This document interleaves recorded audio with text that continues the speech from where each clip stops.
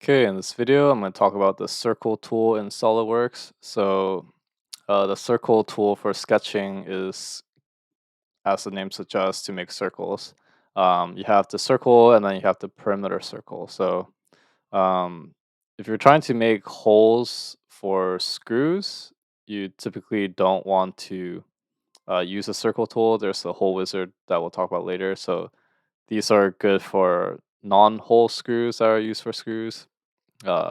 Or any sort of holes that you may drill, you don't want to use the circle tool. So these are usually for like custom circles, or if you're trying to create a body that's a circle, you want to use this tool. You want to see case by case when it's appropriate.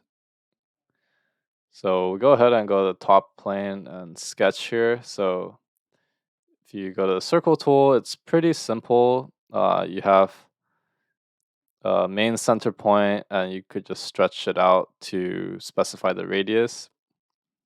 And you could choose the different types here. Perimeter circle, that's like the same as changing here. But you could see that to fully define a circle, you could have the location of your circle defined. So here I'm making it coincident, and then you could define the diameter. Okay. So if I exit the sketch, you can see the circle is fully defined. And that's how you fully define a circle.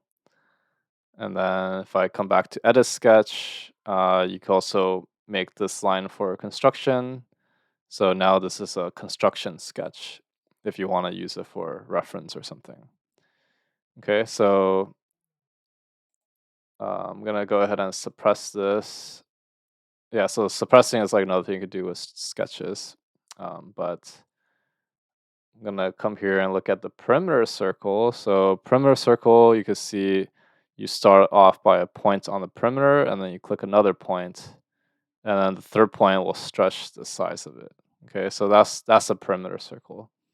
I actually don't use a perimeter circle too much, but I can see there's some cases where you may use a perimeter circle if you know where um, the edges of your circle needs to go. So perhaps you have like a center rectangle here, and then maybe you know where the edges of your circle is, so you might click like this, and then maybe another point here. You'll have like 3 points of your circle tangent to the edges of your rectangle. Then that could be an example of having a perimeter circle. And you can also make these lines for construction. Just gonna control and select all of it for construction like this. So you can see that's where a rectangle can be useful for creating a construction. So you can see here, this is like how you would define that for a perimeter one. And maybe you already know the box is some dimension. Again, I'm just gonna choose some random dimensions here.